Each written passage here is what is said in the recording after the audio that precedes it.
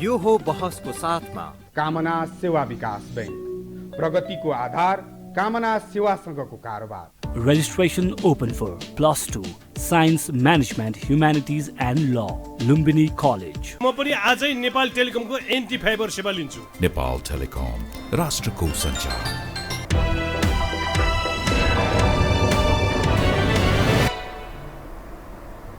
नमस्कार, यो बहसमा म यहाँलाई हार्दिक स्वागत गर्दछु। जीवराम भण्डारी। आज यहाँहरू सामुन्ने उपस्थित हुनुहुन्छ चन्द्रदेव भट्ट। उहाँ परराष्ट्र मामिलाका जानकार हुनुहुन्छ। लन्डन स्कुल अफ इकोनोमिक्समा उहाँले अध्ययन गर्नुभएको छ। देश त्यस्ता देशहरू जो समृद्ध देश भनेर हामी बुझ्दछौँ, त्यस्ता धेरै देशहरूमा उहाँको भ्रमण पनि उहाँले गर्नुभएको छ। अध्ययन र विभिन्न सिक्ने सिकाउने सिलसिलामा आज म उहाँसँग नेपालको आन्तरिक राजनीतिसँग परराष्ट्र मामिलालाई जोडिएका विषयलाई उठान गर्ने प्रयत्न गर्नेछु। यसकारण नेपाल अलिकति पछिल्लो अवस्थामा हेर्दा मानिसहरूको बुझाइ विदेशीहरूको क्रीडास्थल हुन थाल्यो, यहाँको राजनीतिक नेतृत्व फितलो भयो र यसै पनि कतिपयले प्रश्न उठाए परिवर्तनमा पनि बाह्य तागतको ठुलो भूमिका भयो।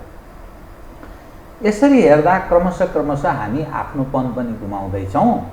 परम्परा, मूल्य, मान्यता जुन चिज हाम्रा पूर्वजहरूले स्थापित गरे त्यो हाम्रो आफ्नोपन गुम्दैछ है भनेर कतिपय सवालमा मानिसहरू प्रश्न गर्छन्। चन्द्रदेव भट्ट एउटा राजनीति शास्त्री पनि हुनुहुन्छ, स्वतन्त्र लेखन। उहाँको अलि राम्रो ढङ्गले अध्ययन र स्वतन्त्र ढङ्गले भूमिका निभाएको पनि त्यस्तो विगत देखिन्छ। उहाँसँग आज म यही वरिपरि राजनीति र परराष्ट्र मामिलालाई केन्द्रमा राखेर विश्लेषणात्मक र सूचनामूलक ढङ्गले विषयलाई पस्काउने प्रयत्न गर्नेछु।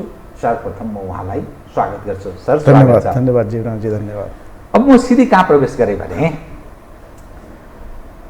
नेपालमा यो पछिल्लो खास गरी राजनीतिक परिवर्तन पश्चात 12 बुँदे दिल्ली समझदारी जुन भयो, सहमति भन्छ, त्यो सहमति पश्चात नेपालको राजनीति जसरी परिवर्तन भयो, संविधान जारी भयो, जनप्रतिनिधिको धमाधम चयन भयो, स्थानीय तहको पहिले निर्वाचन, तत्पश्चात प्रदेश, त्यसपछि सरकार बन्यो। सरकारले 5 वर्ष टिकाउन सकेन, फेरि अहिले काङ्ग्रेसको नेतृत्वमा अर्को संयुक्त सरकार छ, स्थानीय तहको निर्वाचन पनि सम्पन्न भयो। हरेक घटनालाई मानिस कसरी जोड्दछन् भने नेपालको खास गरी राजनीति, मैले पृष्ठभूमि किन सोधिरहेको छु तपाईँलाई बताइरहेको छु भने नेपालको जुन राजनीतिक तागत छ, प्रो भन्छ क्या, परस्त कुनै ठुलो शक्ति बन्यो भने यहाँको आन्तरिक भोटबाटै बनोस् या जेबाट बनोस्, यो चाहिँ यो परस्त भनेर मानिस विषय उठान गर्छ। कम्युनिस्ट हौँ भन्नेहरू पर एक खाले प्रश्न छ, काङ्ग्रेस उपर एक खाले छ, तीभन्दा फरक विचार राख्ने उपर अर्को खाले छ। त नेपालको राजनीतिमा यो विदेशीहरूको प्रभाव छ भन्ने जुन धारणा नेपालीमा बनेको छ नि, यो यथार्थ हो कि मिथ्या हो? म यहीँबाट सुरु गरेँ। यो बहुत महत्त्वपूर्ण प्रश्न सोध्नुभयो हजुरले। यो चाहिँ अब 12 बुँदे सम्झौतापछि नेपालमा जुन हिसाबले राजनीति अगाडि बढ्यो, आन्तरिक राजनीतिदेखि लिएर विभिन्न धेरै अझ तपाईँले प्रश्निसक्नु भएको छ, त्यसमा चाहिँ आम बुझाइ लामो समयदेखि एक किसिमको कन्फ्युजन पनि छ। यो बाहिरको कतिको रोल छ, भित्रको कतिको रोल छ, यसलाई चाहिँ यसरी हेर्नुपर्छ कि जस्तो लाग्छ। हामी कहाँ चाहिँ केही हदसम्म बाहिरको पनि भूमिका हो, किनकि हाम्रो देशमा स्वाभाविक, हाम्रो जस्तो मुलुकमा त्यस्तो कुराहरू स्वाभाविक हुन्छ। अर्को चाहिँ केही हामी पनि त्यसको लागि कमजोर भएको, हामी आर्थिक रूपमा, म चाहिँ जहिले पनि आर्थिक रूपमा कमजोर भएको भन्छु, परनिर्भरता। किनकि आर्थिक रूपमा यदि हामी कमजोर छौँ भने त्यसले हाम्रो आन्तरिक राजनीतिलाई बलियो बनाउँदैन। त्यसको महत्त्वपूर्ण एउटा संस्कृतमा श्लोक छ के, अन्नहीनो दहेद्राश्रम मन्त्रहीनोश्च ऋत्वज यजमानम ज्ञानहीनो मन्त्रिनाश्च समीरूपु भन्छ। अन्नहीनो दहेद्राश्रम मैले सुनेको, तर धेरै म संस्कृतको नलेज। अन्नहीनो दहेद्राश्रम जुन देशको अन्न प्रमुख चिज हो नि त, होइन? जो देश अन्नमा पनि पूर्ण रूपमा आफैमा निर्भर रहेको छैन, त्यो राष्ट्रको चाहिँ समुन्नति हुन या राजनीति त्यो धेरै कुराहरू अगाडि बढ्नु मुस्किल पर्छ। त्यही भएर हामी यसो हेरौँ त विगत 1970 र 80को दशकमा हाम्रो जुन हिसाबले हामी धेरै हदसम्म हामी परनिर्भर थिएनौँ, आत्मनिर्भर नै थियौँ हामी खाद्यान्नमा पनि। र विगत केही वर्ष यता धेरै कुरा परिवर्तन भयो हाम्रो, होइन? हाम्रो परनिर्भरता धेरै चिजमा बढ्यो, होइन? यहाँसम्मको परनिर्भरता बढ्यो कि हामीले यसलाई एकदम हेर्नुपर्छ। 1950 र 60 को बिचमा हाम्रो हुन्छ नि अन्न उत्पादन जुन गर्थ्यौँ नि, कृषि जुन हुन्थ्यो, कृषिमा मलको आवश्यकता पर्दैन थियो नि त, फर्टिलाइजर चाहिँदैन थियो हामीलाई, अन्न त्यसै उब्जिन्थ्यो, होइन? अहिले आएर हामी त्यो अन्न उत्पादन गर्नुको लागि मल चाहिन्छ। मल चाहिँ हामी कहाँ छैन, मल चाहिँ बाहिरबाट ल्याउनुपर्छ भनेपछि परनिर्भरताको स्तर तलदेखि माथिसम्म सबै चिजमा बढ्यो क्या, होइन? आर्थिक रूपमा बढ्यो होला, सामाजिक रूपमा बढेछ, होइन? राजनीतिक रूपमा बढ्दै गयो। त्यो धेरै कुराहरूको असर चाहिँ राजनीतिमा पर्ने गयो। त्यही हामीले राजनीतिक परिवर्तन चाहिँ गऱ्यौँ, तर देशको आर्थिक क्षमता जुन हिसाबले वृद्धि गर्नुपर्ने हो नि त, त्यो हिसाबको राजनीतिक त्यो हिसाबले हुन सकेन। 2062-63 परिवर्तनको लाभ आम रूपमा नेपाली त्यो परिवर्तनको लाभ चाहिँ जुन हिसाबले पाउनु पर्ने हो त्यो भएन, किनकि हामीले परिवर्तनमा त धेरै कुरा प्रमिस गरेका छौँ नि। हामीले लोक कल्याणकारी राज्यको निर्माण गर्ने भनेका छौँ, होइन? अब लोकको कल्याण गर्नुको लागि त केही कुरा त लोकलाई दिनु पर्यो, होइन? खाद्यान्नको व्यवस्था हुनु पर्यो, घाँसपास कपासको कुरा भने त्यो त छैन। त्यसको लागि त हाम्रो धेरै मान्छेहरूको परनिर्भरता त या त गल्फ कन्ट्रिजमा जानुपर्ने हुन्छ या त त्योभन्दा पर जानुपर्ने हुन्छ। त्यो पनि अलि सम्पन्न मान्छे अमेरिका युरोप जान्छ, अलिक कमजोर मान्छे गल्फ जान्छ, होइन? भनेपछि त्यो मान्छे त्यो जो जान्छ त्यसको पनि यो देशप्रति त लगाव त गर्दै जान्छ, होइन? अनि त्यसको असर राजनीति धेरै क्षेत्रमा पर्छ, त्यसको असर विदेश नीतिमा पनि पर्छ। हामीले भन्छौँ नि बाह्य हस्तक्षेपको कुरा भन्छौँ नि, हामी कहाँ जसरी विकास 1950देखि सुरु गऱ्यौँ, सन् 1950देखि अहिलेसम्मको यदि त्यो प्रक्रियालाई हेर्ने हो भने त हामी त धेरै हदसम्म त बाहिरबाटै त्यो एजेन्डाहरू आइरहेछन्, त्यसले पनि धेरै हदसम्म समस्या गर्छ क्या। त्यही भएर हामी के हदसम्म आर्थिक रूपमा सम्पन्न र बलियो भएको भए यस्तो अवस्था हुँदैन थियो। त्यही भएर हामी एउटा तीनटा कुरा कमजोर भयो। हामी आफैले कानुन बनाउन सकेनौँ, आफैले राजनीति बनाउन सकेनौँ। हामी सार्वभौमताको कुरा गर्छौँ नि, सार्वभौमताको लागि तीनटा कुरा जरुरी हुन्छ। एउटा त्यो राज्यले कानुन आफैले बनाउने, होइन?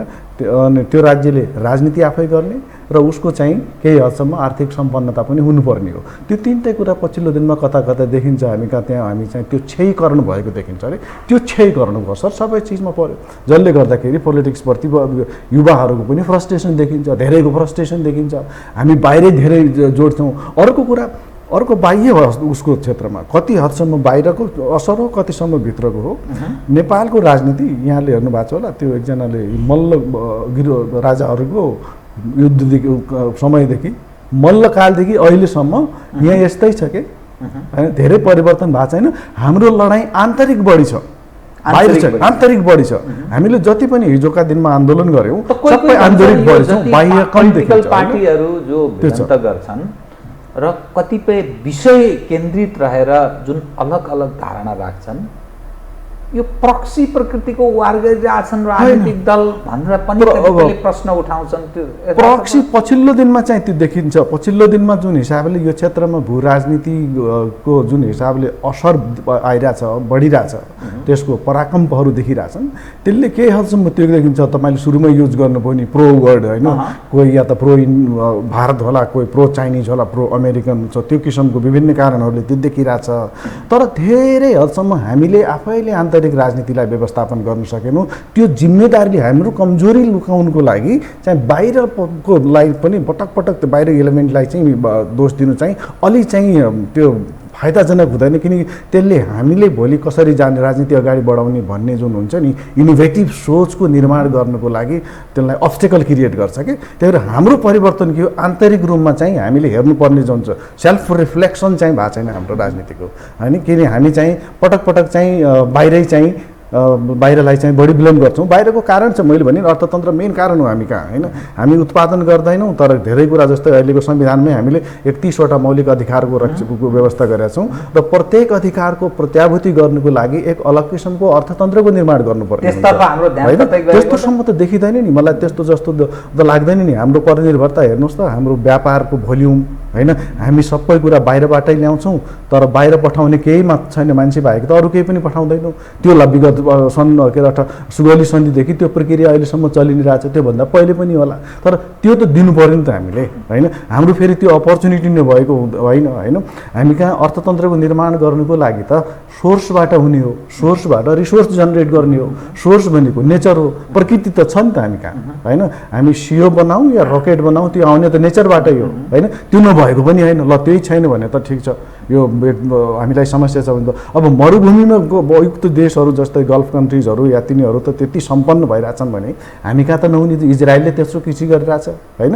हाम्रो त त्यो पनि देखिरहेछ, जुन थियो त्यो पनि छैन भनेपछि त त्यसले हामी कहाँ चाहिँ झन् फ्रस्ट्रेसन ल्याउने, झन् चाहिँ हामी राजनीतिमा चाहिँ नयाँ नयाँ त्यसलाई नयाँ नयाँ ढङ्गले प्र्याक्टिस गर्दै जाने, तर अर्थतन्त्र चाहिँ पुरातनवादी नै राख्ने, त्यसलाई चाहिँ सुधार ल्याउने भनेपछि त समस्या हुन्छ जस्तो लाग्छ। राजनीति र परराष्ट्र मामिला एकअर्कासँग कोरिलेटेड छ कि, त्यस कारण तपाईँको विषय पनि बडा, तपाईँ एउटा राजनीति शास्त्रको पनि अव्वल दर्जाको एउटा विद्यार्थी र परराष्ट्र मामिलामा राम्रो एउटा दखल राख्ने व्यक्ति भएको हुनाले तपाईँले कस्तो राम्रो कुरा गर्नुभयो, मलाई मन छोएको। आफैले कानुन बनाउने, आफैले राजनीति गर्ने र हामी आफै त्यो सम्पन्न हुने, त्यो ठाउँमा प्रवेश गऱ्यौँ भने घरेलु राजनीतिमा विदेशीहरूको प्रभाव रहँदैन र हामी आफ्नो कमजोरी लुकाउनका लागि विदेशीहरूलाई बढी ब्लेम गरिरहेका छौँ। त्यसले हाम्रो हित गर्दैन, जुन चिज तपाईँ भनिरहनु भएको छ। त यसमा जुन शासक पक्ष र खास गरी अहिलेका पोलिटिकल एक्टर पक्षहरू, यसमा कुनै करेक्सन गर्न सक्ने तपाईँ सम्भावना केही देख्नुहुन्छ? हामी किनभने 46 सालदेखि अहिलेसम्म हेर्दा 32-33 वर्ष भएछ नेपालको परिवर्तन भएको, जसलाई हामीले डेमोक्रेसी भन्ने नाम दियौँ। अब अहिले पछिल्लो समयमा काङ्ग्रेस भन्ने पार्टी त्यो डेमोक्रेसीलाई लोकतन्त्र भन्छ, प्रजातन्त्र भन्थ्यो हिजो, आज भन्दैन। कम्युनिस्ट हौँ भन्नेहरू पनि त्यो लोक भन्छन् के लोक भन्छ। त त्यो जुन चिज छ, कुनै करेक्सन यो राजनीतिक नेतृत्वले गर्न सक्ने अर्थात् शासकहरू, शासक र प्रशासक, त्यो कुनै सचिन सक्ने एकदम सम्भावना छ हजुर। एउटा त्यो शब्दहरू जुन छ युज गर्नुभयो नि, प्रजातन्त्र कसरी लोकतन्त्र भयो, मलाई के लाग्छ भने अलि म यसमा अलिक केही समय लिन्छु है। हामीले धेरै कुरा नबुझिकन गर्छौँ क्या। प्रजातन्त्र किन फाल्यौँ थाहा छ? हामीले उनलाई प्रजातन्त्रलाई राजासँग जोडिदियो, तर प्रजातन्त्रको प्रजातन्त्र भन्ने शब्द नै नबुझेको हो, होइन? प्रजातन्त्रको प्रजाको अर्थ थाहा छैन क्या यहाँ धेरैलाई। प्रजा भनेको प्रकर्षते इति जायते प्रजा, प्रजनन क्रियाबाट जन्मेको सबैलाई प्रजा, सबै प्रजा हो प्रजनन प्रक्रियाबाट। त्यो त मान्छे मात्रै होइन नि त, होइन? अनि उसले जुन व्यवस्था निर्माण गर्छ, जसले जे शासित हुन्छ व्यवस्थालाई तन्त्र भन्छ के, हाम्रो शास्त्र तन्त्र भनेको व्यवस्था, होइन? त्यही भएर रिप्रोडक्टिभ सिस्टमबाट जन्मेकाहरूको तन्त्र मात्रै हो त्यो, त्यो राजासँग जोड्नुपर्ने कुरै थिएन त्यहाँ चाहिँ, होइन? त्यही भएर शब्द त हामीले त्यो बुझ्दै बुझेनौँ, तर हामीलाई त्यो मोर अट्र्याक्टिभ के हो भने लोकतन्त्र होला, लोकतन्त्र गर्नुपर्ने भयो भन्ने। तपाईँ त्यस्तै मलाई एउटा अर्को शब्द अहिले म तपाईँलाई लाग्छ पञ्चायत भन्ने, लामो समयसम्म हामीले यो क्षेत्रमा अभ्यास गऱ्यौँ नि, होइन? पञ्चायतमा 5 मात्रै किन भयो, 6 किन भएन? त्यो कसैले रिफ्लेक्ट गरेन क्या। पञ्चायत किन भएन या चौथायन किन भएन, पञ्चायतै किन भयो भनेपछि त्यो हाम्रो त्यो डेमोक्रेसी जुन हामी भन्छौँ नि अहिले, लोकतन्त्र या दललाई हामीले बुझ्छौँ, त्यो हाम्रो पुरानो परम्परा थियो कि जस्तो लाग्छ कि। पहिलेदेखि हामी त्यस्तो कुरा, हामी कहाँ चाहिँ डेमोक्रेसी हाम्रो लागि नयाँ थिएन, हाम्रो थिएन। पञ्चायत कसरी थियो भने पञ्चायतको एउटा अर्थ छ कि त्यसको पछाडि त्यो यस्तो होइन। हामी कहाँ वर्ण व्यवस्था हो, कास्ट सिस्टम जसलाई भन्छ। कास्ट सिस्टममा कतिवटा कास्ट छ? 4वटा कास्ट छ, ब्राह्मण, क्षेत्री, वैश्य, शूद्र, होइन? त्यो भगवत गीतामा कृष्णले भनेकै छ, होइन? जात र गुण र दोषको आधारमा मान्छेको यो वर्गीकरण गरिएको छ भन्छ। भले पछिल्लो दिनमा अलग हिसाबले त्यसलाई म जाँदैन, त्यसको छलफल गर्दैनौँ, तर उसले के भने यो 4वटा जात हो। अनि त्योभन्दा वर्णभित्र नपर्ने पनि हुन्छ नि त, सबै त वर्णभित्र पर्दैन। त्यसमा वनवासी थिए, आदिवासी थिए, होइन? त्यसलाई पनि समावेश गर्नुपर्छ। त्यही भएर 4वटा वर्णको भयो, ब्राह्मण, क्षेत्री, शूद्र, वैश्य 4वटा भयो। अर्को त्यो जो वर्णभित्र समाहित गर्छन् 5 जना, त्यो 5वटालाई राखेर कुनै पनि निर्णय लिँदाखेरि त्यो 5 सँगै हुनुपर्छ। पञ्चायत सबैको हो। अब यसको मतलब मैले एक्ज्याक्टली मैले यो अर्थ मात्र प्रस्ट्याउनु खोजेको, मैले कुनै पोलिटिकल सिस्टम पर्से उसँग मैले उ गर्नु खोजेको होइन, बुझ्नु जरुरी छ है। त्यही भएर हामी धेरै कुरा चाहिँ नबुझिकन चाहिँ उ गर्छौँ के जे बुझ्नुपर्ने हो त्यो बुझेकै छैन।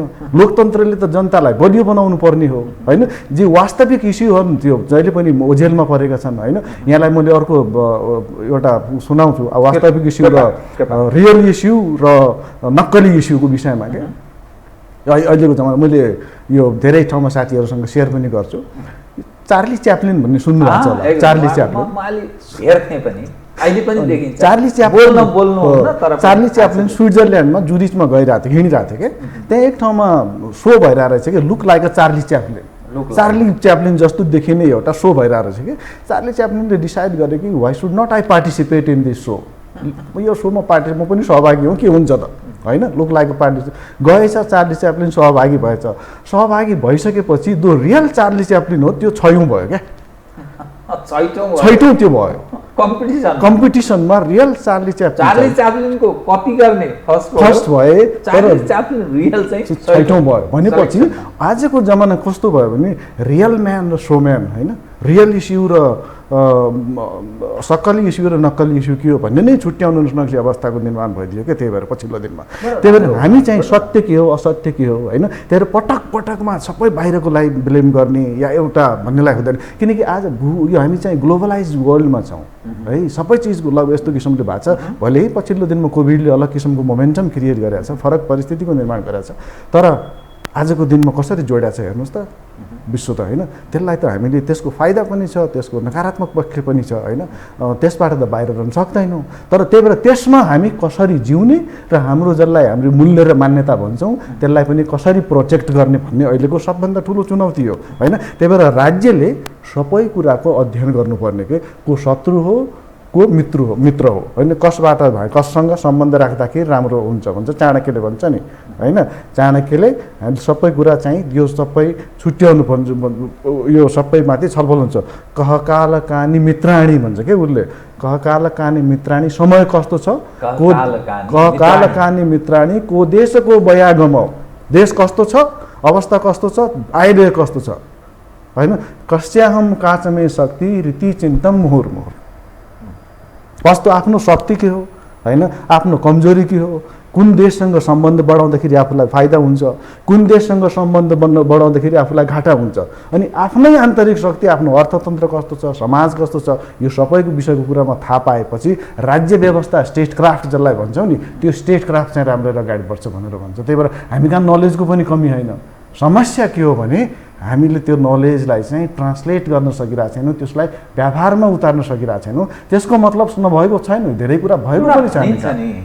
Devotion to the nation, loyal to the people, त्यो खालको भावना भएको मानिस सायद डिभोसन त्यो नभएको पनि छैन, भएको छ होइन, भएको पनि देखिन्छ।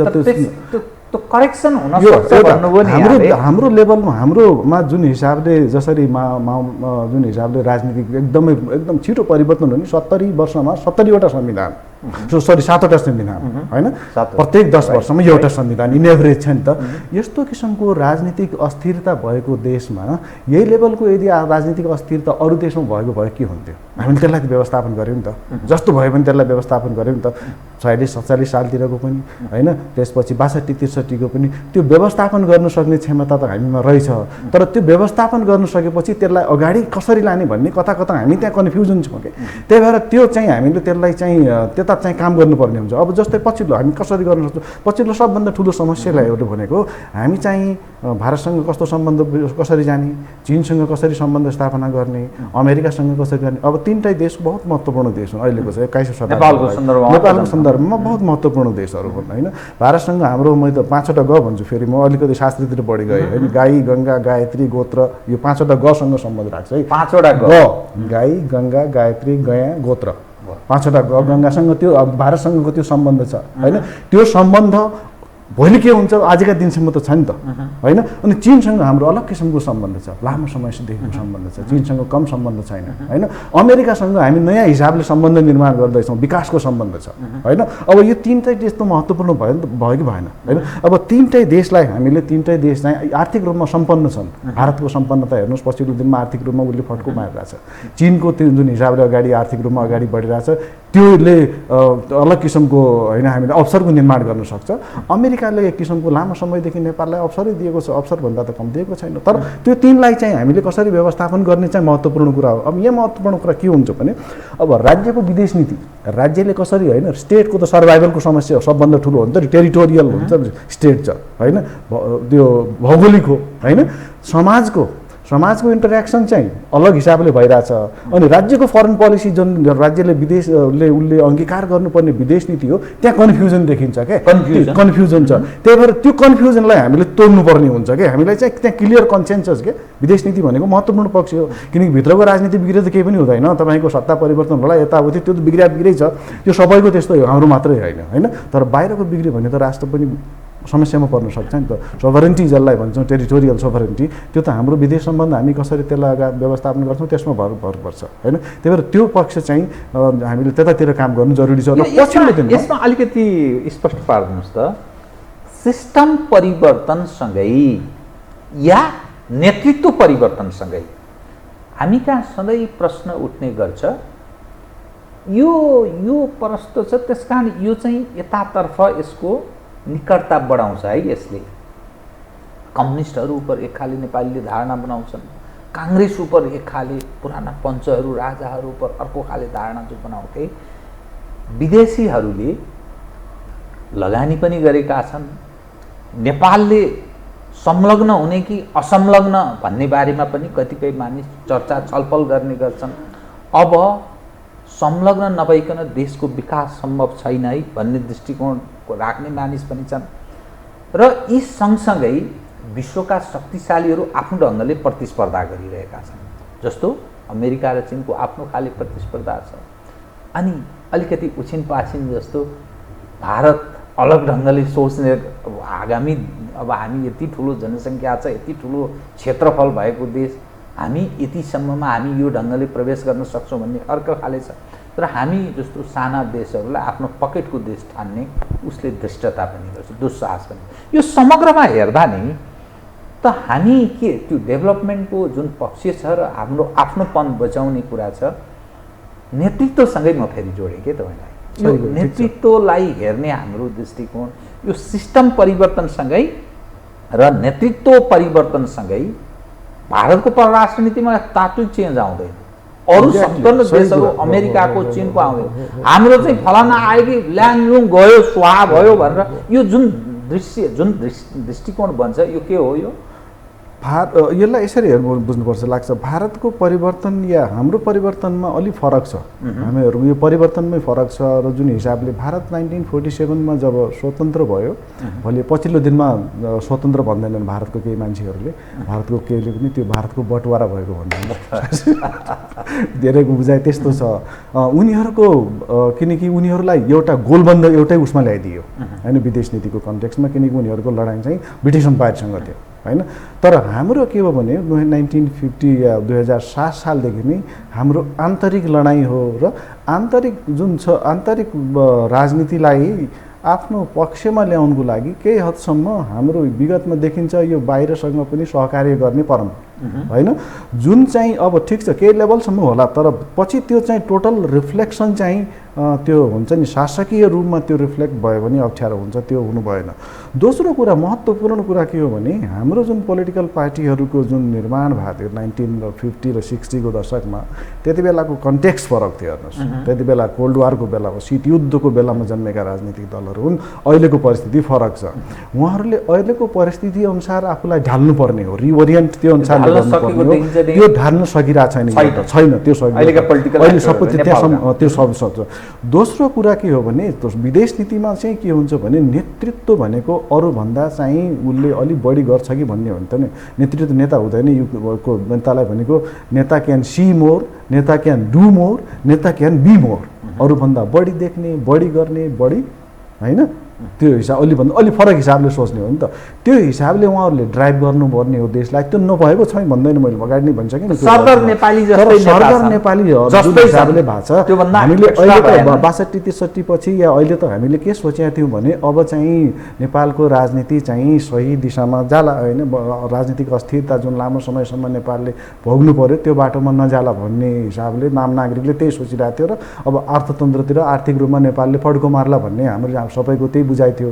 तर पछिल्लो दिनमा एउटा त आन्तरिक फ्याक्टर त्यो, त्यसबाट चाहिँ हामी बाहिर निस्कन सकेनौँ। जुन आन्तरिक लडाइँ जुन थियो नि पार्टीहरूको बिचको, त्यसले गर्दाखेरि धेरै ठुलो समस्या भयो होइन। दोस्रो कुरा जुन हिसाबले भारत चीन र अमेरिकाको बिचको जुन छ नि द्वन्द्व या उनीहरूको बिचको कम्पिटिसन भनौँ न, उनीहरूको द्वन्द्व मात्रै छ नि, हामीले फेरि द्वन्द्वै मात्र बुझ्छौँ। भारत र चीनको बिचमा कोअपरेसन पनि छ। पछिल्लो दिनमा भारतीय विदेश मन्त्रीले जुन स्टेटमेन्ट युरोपमा दिए त्यसलाई लिएर चिनियाहरू एकदम पुरा उत्साहित भएको छन्, उनीहरू खुसी भएर भएको छन्। त्यही भएर उनीहरूको बिचमा कम्पिटिसन पनि छ, कोअपरेसन पनि छ, कन्फ्लिक्ट पनि छ। तर उनीहरूको बिचको जुन स्ट्राटेजिक कन्फ्लिक्ट भइरहेछ, स्ट्राटेजिक कम्पिटिसन छ, कम्पिटिसन छ, कोअपरेसन छ, कोअपरेसन छ, तीनटा छ। त्यो रिफ्लेक्ट यहाँ हुन्छ क्या, त्यो हाम्रो लिडरसिपमा हुन्छ, कता कता हाम्रो पोलिटिकल पार्टीमा हुन्छ। र हामीले फरेन पोलिसीलाई आइडियोलोजिकली ड्राइभ गर्छौँ क्या, विचारधाराको आधारमा विदेश नीतिलाई सञ्चालन गर्यो भने त्यो त दुःखदायी हुन्छ। त्यो हाम्रो समस्या त्यो कता कता त्यो देखिन्छ। र अर्को कुरा पछिल्लो हिसाबमा धेरै कुरा एक्टिभिजम भयो होइन। एक्टिभिजम फरेन पोलिसीमा पनि स्ट्रिटले गल्लीबाट फरेन पोलिसीलाई हामीले डिसाइड गऱ्यौँ भने हाम्रो भारतसँग पनि सम्बन्ध, हाम्रो नेतृत्व त्यसरी नै बकिएको छ। कता कता मलाई चाहिँ त्यो देखिन्छ, कता त्यो किसिमको जुन स्ट्रिटको प्रेसरलाई चाहिँ फरेन पोलिसीमा रिफ्लेक्ट भयो भने समस्या हुन्छ। जस्तै हामी के अरे उसमा टायर बालेर त विदेश नीतिमा केही कुरा होला, त्यो त संवेदनशील कुरा हो, भेरी सिरियस डेलिकेट इस्युलाई त्यही हिसाबले डिल गर्नु पऱ्यो नि त होइन। त्यो चाहिँ देखेन अनि त्यसको असर चाहिँ राजनीतिमा पर्न जान्छ। त्यही भएर विदेश नीतिलाई र राजनीतिलाई अलग गर्न सकिँदैन। तर विदेश नीतिको हदमा चाहिँ के कन्टेक्स्टमा चाहिँ पोलिटिकल पार्टीहरूको बिचमा चाहिँ एउटा आम सहमति हुने हो। जस्तै चाइनासँग कसरी डिल गर्ने होइन। चाइनिजले पनि त्यो हिसाबले 2-3 वर्ष अगाडि जुन हिसाबले चाइनिजले नेपालसँग इन्गेज गर्यो त्यसले त उनीहरूलाई पनि समस्या त्यति राम्रो मेसेज दिएन नि त होइन। त्यही भएर उनीहरूले पनि होलिस्टिकली हेर्नुपर्छ। त्यही भएर पछिल्लो लाग्छ मलाई चाइनाले पनि त्यसमा सुधार गरिरहेछ कि जस्तो लाग्छ होइन। भारतको पनि जुन हिसाबले नेपाललाई हेर्ने जुन किसिमको छ त्यसमा पनि उसको पनि परिवर्तन हुनुपर्ने हुन्छ, किनकि नेपाल होइन त्यो त्यहाँ पनि जरुरी छ। त्यो परिवर्तन हुनका लागि हामी नै त्यसको लागि त्यसको लागि सबभन्दा परिवर्तन त त्यही भएर सेल्फ परिवर्तन, आफूलाई अरूलाई परिवर्तन गराउनु भन्दा पहिले आफै परिवर्तन हुनु मानसिकता दास छ। मानसिकता अब मानसिकतालाई त दासी त नभनौँ, धेरै अलि भयो कि जस्तो लाग्छ मलाई होइन। तर कता कता हामीले त्यो बिस्तार बिस्तार होला त्यो चाहिँ गर्नुपर्ने, हामीले आफूलाई परिवर्तन त्यो एक किसिमको चाहिँ कन्सेन्सस जस्तो हुनुपर्ने हो। त्यो भइरहेको छैन क्या। त्यो नहुने धेरै कारणहरू छन् फेरि होइन। फेरि म उतैतिर जोड्छु, तपाईँको जुन छ नि जुन हिसाबले अहिले इन्डो पेसिफिकको कुरा आइरहेछ पछिल्लो दिनमा, म तपाईँसँग त्यो विषयमा म उठान गर्छु कि तर त्योभन्दा पहिले नि म एकदम छोटोमा यहाँबाट मैले जवाफ पाएँ भने धेरै विषय छ, तपाईँ ब्रेङअप विषय छ, त्यो सबै जाओस् भन्ने म चाहन्छु। दर्शकलाई त्यो जान्नुपर्छ, तपाईँबाट बुझ्नुपर्छ। तपाईँहरू जस्तो जो स्वतन्त्र ढङ्गले एउटा धारणा बनाइरहनु भएको छ, अध्ययन छ, त्यस कारण तपाईँबाट अलिक प्रश्न आओस् भन्ने म चाहन्छु।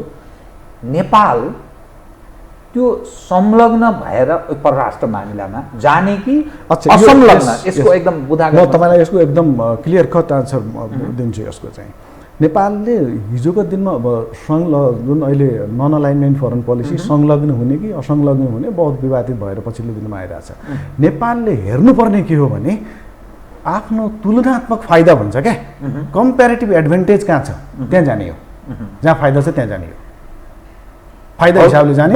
तर तपाईँको जवाब सठिक छ। मैले एट द सेम टाइम हाम्रो त्यस फाइदा जहाँ छ त्यहाँ जाने। तर त्यसको लागि हामी कहाँ के हुनु पर्यो, आन्तरिक रूपमा चाहिँ हामी बलियो हुनु, अलाइन वा नन अलाइन, विकासको लागि अलाइन गर्नु न। आर्थिक पैसा पाउँछ भनेपछि हामीलाई त पैसाको त आवश्यकता छ नि, तर उनीहरूको कन्डिसनमा होइन, हाम्रो कन्डिसनमा। अब तपाईँलाई म यसैमा जोडेँ।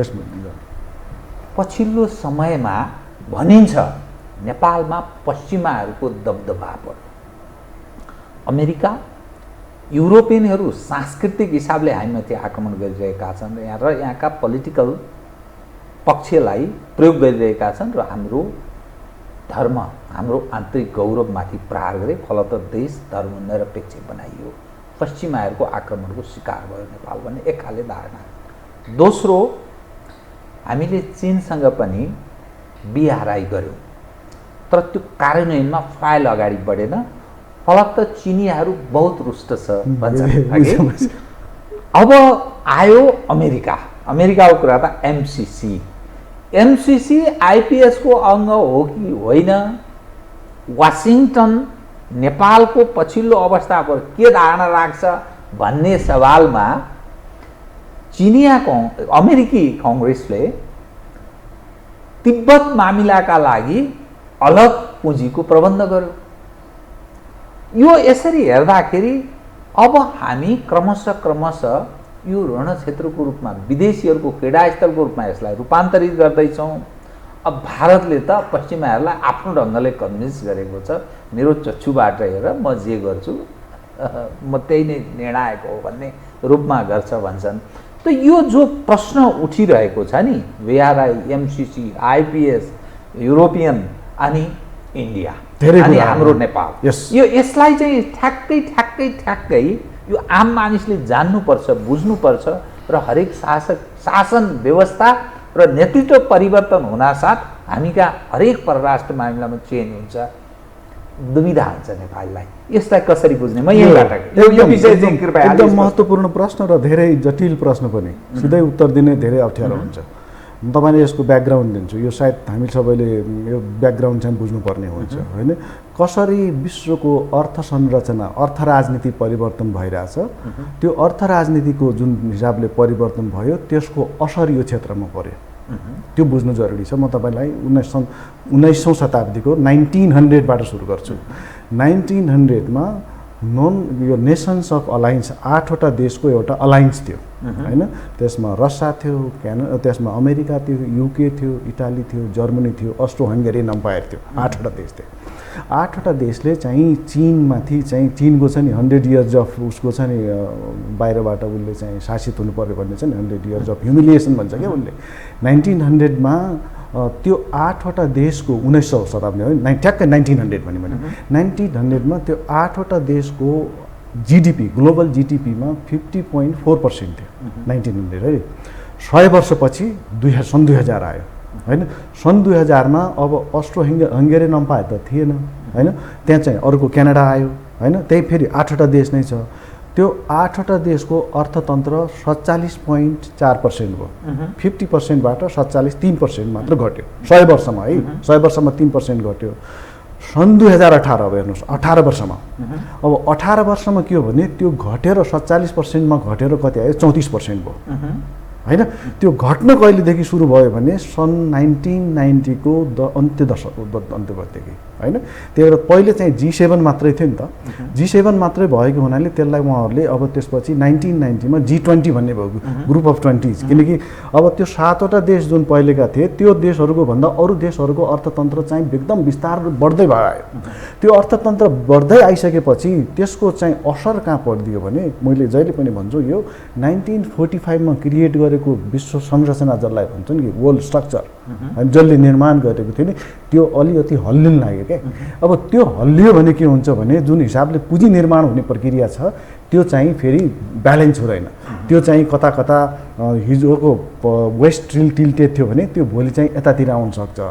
त्यसले गर्दाखेरि त्यसलाई हुनु दिनु हुँदैन, यसलाई चाहिँ यथास्थितिमा राख्नुपर्छ, स्ट्याटसको मेन्टेन गर्नुपर्छ भन्ने हिसाबले पछिल्लो दिनमा हामी चाहिँ धेरै किसिमको यो अलायन्सेस छ नि, कोही स्ट्राटेजिक अलायन्सेस छ, कोही रणनीतिक छ, कोही आर्थिक रूपमा छन्, विभिन्न किसिमको अलायन्सेसहरू सबैले फर्म गरे होइन। अमेरिकाले पनि फर्म गर्यो, जस्तो इन्डो पेसिफिक स्ट्राटेजी आयो उसको होइन। अर्को इन्डो पेसिफिक भन्दा पनि अर्को उसले केही दिन अगाडि सायद 3-4 हप्तादेखि जापानमा मिटिङ भएर Indo Pacific economic strategic framework भनेर प्रोस्पेरिटी बनायो, इकोनोमिक बनायो होइन। अर्को त्यता उतातिर चाहिँ कहीँ के हो भने अर्को चाहिँ रिजनल कम्प्रिहेन्सिभ इकोनोमिक पार्टनरसिप भन्ने इन्डो पेसिफिकतिर अर्कोतिर छ। अब के छ भने सबै देशले सबै देशसँग व्यापार गरिरहेछन् क्या त्यहाँ चाहिँ। तपाईँ त्यसमा इन्डो पेसिफिकमा यता पनि जापान देख्नुहुन्छ, उता पनि जापान देख्छन् होइन। चीन यसमा छैन तर उता चीन छ होइन।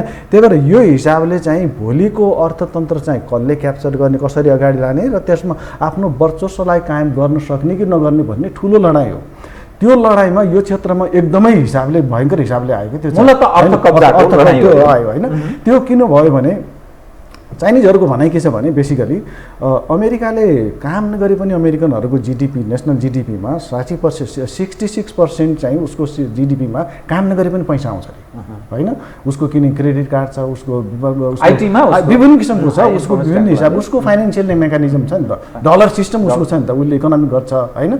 चाइनिजको भनाइ के हो भने तेरो मात्रै किन आउनु पऱ्यो 66%, हामीलाई पनि अलि दिनु त, सेयर मागिरहेको हो नि त उसले त होइन। त्यो हाम्रो पनि केही न केही हामीले त कामै गर्नुपर्ने हुन्छ। त्यही भएर त्यहाँ अलिकति हामी नेगोसिएसन गरौँ त होइन। त्यही भएर त्यो नेगोसिएसनको कन्टेक्स्टमा त्यो लामो समयसम्म त्यसमा गइरहेको छ कि अहिले विश्व रुमल्लिने त्यतातिर हो होइन। एउटा अर्थतन्त्र, अर्को चाहिँ फाइनेन्सियल करेन्सीको कुरा होला होइन, किनकि अहिलेको ग्लोबल करेन्सी भनेको त डलर हो होइन। डलर 1971 रिचर्ड निक्सनको विदेश के अरे ट्रेजरी सेक्रेटरीले के भनेको थियो भने रोममा 10वटा देशहरूको त्यति बेलाको बलियो देशहरूको मिटिङमा डलर हाम्रो करेन्सी हो तर तिमीहरूको समस्या हो 1971 मा। अब त्यो समस्या देखेर आयो। अब चाइनिजहरूको पछिल्लो दिनमा आर्थिक रूपमा चाइनिज पनि बलियो भए होइन, भारतीयहरू पनि बलियो भए होइन। अब त्यसलाई चाहिँ अब इन्टरनेसनल रिलेसन जहिले पनि सिधा जाँदैन नि त होइन, त्यसमा त बुझ्नुपर्छ। त्यहाँ कम्पिटिसनको कुरा पनि छ, त्यहाँ हायरार्कीको पनि कुरा छ होइन। त्यसको जुन इफेक्ट जुन छ नि, त्यसको इफेक्टहरू पराकम्पनहरू भारत, चीन, अमेरिकाको जुन छ त्यो यो देशको साना साना राष्ट्रहरूमा पनि पर्यो होइन। त्यो नेपालमा पनि पर्यो, त्यो अरू देशमा श्रीलङ्कामा परिरहेछ, पाकिस्तानमा परिरहेछ, बङ्गलादेशमा छ। यो सबैमा जो देशहरू आन्तरिक रूपमा राजनीति अलि स्टेबल छन् उनीहरूले त्यसबाट फाइदा लिन सक्छन्।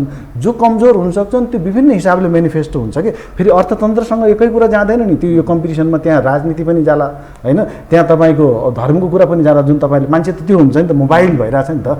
त्यो कन्टेक्स्टमा हामीले त्यसलाई कसरी बुझ्ने र कसरी ट्याकल गर्ने नै भएन के होइन। भारतको त्यही हो नि त अहिलेको समस्या, भारतको चाहिँ होइन। इन्टरेक्सन एक किसिमको, ग्लोबल इकोनोमी एक किसिमले आइरहेछ, आफूले कसरी इन्टरेक्सन गर्ने के, कहाँ जाने भन्ने किसिमको। अब त्यसमा मल्टिपल अलाइन्सेसहरू आए। अब कुन राम्रो हो कुन नराम्रो हो के भन्ने कुरा नै थाहा भएन क्या। त्यही भएर चाहिँ अब भोलि हामीले कतातिर जाने त। अब त्यही भएर हामीले के गर्ने भने चाहिँ देशको विकासको लागि चाहिँ हामीले सबैसँग सम्बन्ध सुधार्ने। अर्थतन्त्रको हामीलाई पैसाको कमी छ, हामीलाई इन्फ्रास्ट्रक्चरको कुरा छ, धेरै कुरा चाहिन्छ होइन। तर हामीले रणनीतिक जुन हुन्छ नि सैनिक कुरा होइन, त्योमा किन सामेल हुनु जरुरी छैन त्यो होइन। फेरि इन्डो पेसिफिक भनेको त लुज नेटवर्क हो नि त, एउटा कुनै छैन होइन। त्यो सेटल भएको छैन नि फेरि इन्डो पेसिफिक। अमेरिकनहरू पनि ट्रायल एन्ड एररमा छन् कि यो क्षेत्रमा। इन्डो पेसिफिकको उसले देख्यो यसले काम गर्छ कि गर्दैन भनेर उसले अर्को बनायो, अस्ट्रेलिया, युके र अकस भन्ने बनायो नि त होइन। अस्ट्रेलिया, युएस र युकेको 3टा देशको होइन। त्यो बनाएपछि अनि हेर्ले यता त्यो बनायो, धेरै कुराहरू भएर। अब चाइनिजले फेरि पछिल्लो दिनमा यहाँले थाहा पाउनुभयो होला ग्लोबल स्ट्राटेजिक उसले पनि फ्रेमवर्कको कुरा, जिएसआई ग्लोबल सिक्योरिटीलाई कसरी हेर्ने भन्ने चाइनिजहरूको आफ्नै छ होइन। त्यो किसिमको कम्पिटिसन भइरहेछ। फेरि यो कुनै नयाँ कुरा पनि होइन नि, फेरि यो पहिलेदेखि नै भइरहेको थियो यो किसिमको कम्पिटिसन। पछिल्लो दिनमा त मिडियाले बाहिर ल्याइदियो, सबैलाई थाहा भयो होइन त्यो। तर योबाट जुन देशले यसलाई चाहिँ व्यवस्थापन गर्न सक्छ त्यो चाहिँ सफल हुन्छ, जसले गर्न सकेन त्यो समस्या हुन्छ होइन। फेरि हाम्रो स्टेटको नेचर जुन छ नि, भारतसँगको सम्बन्ध र चीनसँगको सम्बन्धमा बडा अप्ठ्यारो जुन छ क्या, त्यहाँ हामीले त्यसलाई कसरी होइन। त्यो कन्टेक्स्टलाई यसलाई त बहुतै सिरियसली बुझ्नुपर्ने चिज हो। यसलाई राजनीतिको हुन्छ नि, यो राजनीतिकरण गर्ने चिज होइन, यो बुझ्ने कुरा हो। यसको लङ टर्म असर पर्छ। यसले तपाईँले अगाडि भन्नु पनि सभ्यतामा असर पर्न सक्छ। धेरै देशको परेको छ त्यस्तो किसिमको होइन। अर्थतन्त्रले मैले यहाँ धेरै देशले सभ्यता नै गुमाउनु परेको छ आर्थिक रूपमा सम्पन्न नभएको हुनाले होइन। त्यही भएर त्यो पक्ष चाहिँ बलियो बनाउनु पर्छ। अर्को कुरा संस्कृतिकै कुरा, धर्मान्तरणको कुरा, धेरै कुराहरू आइरहेछ। केही कुरा धर्मान्तरणको इस्युहरू आइरहेछ, अर्को कुरा केही कुरा चाहिँ मोबिलिटी जुन छ नि मान्छेको होइन, त्यसले पनि त्यो इस्युहरू ल्याइरहेछ। दोस्रो कुरा सेक्युलरिजमलाई जुन हुन्छ नि, सेक्युलरिजमलाई हामीले धर्मनिरपेक्षता भन्छ। अब त्यो धर्मनिरपेक्षता चाहिँ मलाई चाहिँ कता कता त्यो शब्दमा समस्या लाग्छ। तपाईसँग बडा ठिक विषय यो एउटा अलि स्पष्ट गरिदिनुहोस्। नेपाली समाज दुविधामा छ। धर्मनिरपेक्ष जो भन्ने शब्दको चयन हुन्छ, ठिक शब्द कि गलत शब्द? गलत शब्द। यत्रो सादा दुनिया मलाई चाहिँ म चाहिँ शब्दको मात्रै विरोध गरेको छु। शब्दको मलाई शब्दमा चाहिँ जुन हुन्छ नि, यसलाई चाहिँ अलग हिसाबले ल्याउन सकिन्छ होइन। सर्वधर्म सम्भवको कुरा पनि त छ नि त हामी कहाँ होइन, त्यो पनि गर्छ। तर धर्म भनेको के हो होइन। स्वामी हाम्रो एकजना स्वामी के अरे खप्तड स्वामी, मैले बिर्सेँ, खप्तड बाबाले धर्म विज्ञान भन्ने किताब लेख्नु भएको छ। त्यहाँ 3-4 भोल्युम छ। भोल्युम 4मा उहाँले धर्म विज्ञानलाई यसलाई परिभाषित गर्नुभएको छ कि धर्म भनेको ड्युटी हो, ड्युटी कर्तव्य हो। निरपेक्ष भनेको नकारात्मक हो, निरपेक्ष भनेको धर्मको अगेन्स्टमा जाने भने हो। फेरि हाम्रो धर्म भनेको त्यो पूजाआजा गर्ने, टिका लाउने त्यो किसिमको त्यो होइन नि त हाम्रो होइन। हाम्रो त अलग किसिमको धर्म भनेको त रीतबाट हुन्छ नि, रीत परम्परा रीत भन्ने छ एउटा वेदमा रीत होइन। रीत अनुसार धर्म चल्छ भन्ने कुरा छ। त्यहाँ कुनै पनि कुरा रीत अनुसार धर्म रीत छ। रीत पहाडतिर भन्छ नि हाम्रोतिर रीत होइन, रीत होइन, चलनबाट धर्म बन्छ भन्छ क्या। त्यही भएर हामीले यसलाई पनि बुझ्ने रीतिरिवाज, यस एक्ज्याक्टली होइन, त्यो रीतको कुरा हो होइन। तर हामीले जुन त्यही भएर धेरै कुरा हामीले कता कता होइन आफैमा नराम्रो थिएन होला यो धर्मनिरपेक्षता होइन, यो आफैमा नराम्रो होइन, तर शब्दले गर्दाखेरि अप्ठ्यारो हुन्छ नि त होइन। धर्मनिरपेक्ष भने त अपराधजन्य होइन, जस्तो लाग्छ। धर्मको ड्युटीको अघि मान्छे धर्मबाट त बाहिर जान सक्दैन नि त होइन। त्यही भएर राज्यको पनि आफ्नै धर्म हुन्छ। राज्यको धर्म भनेको जनताको सेवा गर्ने हो। शासन प्रणालीको आफ्नै धर्म हुन्छ, उसको चाहिँ आफ्नो अनुसार शासनको प्रणालीको जे उद्देश्य हुन्छ त्यो अनुसार काम गर्ने हो होइन, त्यो अनुसार। त्यही भएर सबैले आफ्नो जुन छ नि आफ्नो धर्म निभाउने होइन, आफ्नो धर्म निभाइसकेपछि त अर्को धर्मको त के मतलब भयो नि त, ड्युटी, आफ्नो ड्युटी होइन, आफ्नो धर्म। इन्ट्रेस्टिङ तपाईँसँग अब आफ्नो ड्युटी गर्नु। पछिल्लो समयमा जो चीनका बारेमा एक खाले नेपाली धारणा शान्त कूटनीतिमा विश्वास गर्दछ। चीन देखिने गरेर, बुझिने गरेर, थाहा पाउने गरेर त्यो कूटनीतिज्ञ, उनीहरूका कूटनीतिज्ञहरू चलायमान हुँदैनन्। बुझ्दा पनि अरू यसो उत्तर कोरियाबाट प्रारम्भ बुझ्थ्यो, यहीँ बुझ्नु पर्यो भने अलिक फरक ढङ्गले बुझ्छ, देखिँदैन कति। भारतीयहरू देखिने गरेर, एकदम बुझिने गरेर हामी चाहिँ यहाँका खास हौँ भने जस्तो त्यसरी आउने उनीहरूको पहिलेदेखिको भनेर भनिन्छ। अब सवाल के रह्यो भने एमसिसीको अनुमोदनसँगै नेपालमा दौड छ अमेरिकन आएछन्। जस्तो यतिखेर नै तपाईँ अमेरिकी एकजना जनरल आएका छन् इन्डो पेसिफिक कमान्डका कमान्डिङ जनरल नेपालमा छन्। यतिखेर केही अगाडि एउटा संसदीय टोली पनि आएको थियो। पटक पटक धेरै आउने जाने, खास गरी राजनीतिक वृत्तका र डिफेन्ससँग, रक्षासँग सम्बन्धित व्यक्तिहरू पनि आउने जाने क्रम चलेको छ। चिनियाहरू एक हिसाबले टाउको दुखाइरहेछन् भनेर कतिपय मानिस बुझ्दछन्। तिब्बतको विशेष सफ्ट भ्याली जहाँ त्यहाँ अलिकति आतङ्कित छ। त यो जो दृश्य छ नि, यसलाई चाहिँ तपाईँ कसरी हेर्नुहुन्छ? यसलाई यसरी हेर्ने, मलाई चाहिँ पछिल्लो दिनमा चीनको जुन तपाईँले भन्नुभयो नि शान्त कूटनीतिको कुरा र भारतको अलिकति मस्कुलर कूटनीतिको जुन कुरा गर्नुपर्ने, त्यसमा पनि फन्डामेन्टल चेन्जेस भएको छ है। मैले बिआरआर एमसिसीकोमा कमेन्ट गर्नुभन्दा पहिले पनि उहाँहरूले जुन हिसाबले यो क्षेत्रमा कूटनीतिक एक्सर्साइजलाई अगाडि बढाउनु हो त्योमाथि कमेन्ट गर्छु। चीनले लामो समयसम्म चाइना डज नो रङ भन्ने किसिमको नेपालीको जनमानसमा थियो कि चाइनाले गल्ती गर्दैन भन्ने कुरा। तर चाइनिजले जुन हिसाबले कूटनीति गर्यो नि यो 2-3 वर्षमा, हामीले यसलाई भन्नुपर्छ। नराम्रो पक्ष जसको हो त्यसलाई भन्नु नै पर्छ होइन, जुन जसको पनि भनिदिनुपर्छ, अन्य मात्र करेक्सन हुन्छौँ कि हामी चाहिँ होइन। अनि उसले अलिकति चाहिँ कूटनीतिलाई जुन हिसाबले अगाडि लग्नुपर्ने हो, जुन व्यवहार गर्नुपर्ने हो, त्यो कूटनीति उसले गर्न सकेन जस्तो लाग्छ मलाई लाग्छ कि जसरी उसले जुन हिसाबले धेरै मामलामा जुन हिसाबले नेपालसँग उसको नेपालीहरूको त ठुलो विश्वास हो नि त चीनप्रति लामो समयदेखि होइन। तर अलिकति ओपनली चीन पनि आइदियो कि जुन अरू देशहरू आउँथे चीनप्रति त हाम्रो त्यो विश्वास थियो, त्यसले हामीलाई खासै घाटा भएन। तर सबभन्दा ठुलो घाटा चीनलाई नै एक्सपोजै भयो चीन होइन। र चीनको धेरै कुराहरू एक्सपोज भइसकेपछि उसले अहिले दक्षिण एसिया पोलिसी नै चेन्ज गर्ने अवस्था आइरहेको छ, कसरी जाने भन्ने कुरा। त्यो श्रीलङ्कामा समस्या देखियो होइन, नेपालमै पनि अब उसको पिआरआई प्रोजेक्ट, अब तपाईँले सुरुमै अगाडि भन्नुभयो बिआरआई उसको फाइलै अगाडि बढिरहेको छैन होइन। अरू देशमा पाकिस्तानमा पनि चाइना त्यो इकोनोमिक करिडोर छ नि, China Pakistan economic corridor CPEC, अनि सिपेकको अहिले आएर त्यो माथि कुरा उठिरहेछ होइन, धेरै कुरा उठिरहेछ कि। त्यही भएर चाइनाले जुन हिसाबले आफूलाई उसले आर्थिक रूपमा बलियो भयो होइन। तर कूटनीतिक लागि जुन स्किल्स त चाइनाको साउथ एसियामा असफल भयो, अरू देशमा पनि अरू क्षेत्रमा पनि त्यति राम्ररी सहज गइरहेको छैन। किनकि उसको लागि मेरो विचारबाट कता कता समस्या के देखिरहेको छ, यो स्ट्रक्चरल प्रब्लम हो कि भन्छु म। पछिल्लो उसले कूटनीतिक एक्सर्साइज गर्ने होइन, त्योमा समस्या देखिरहेछ।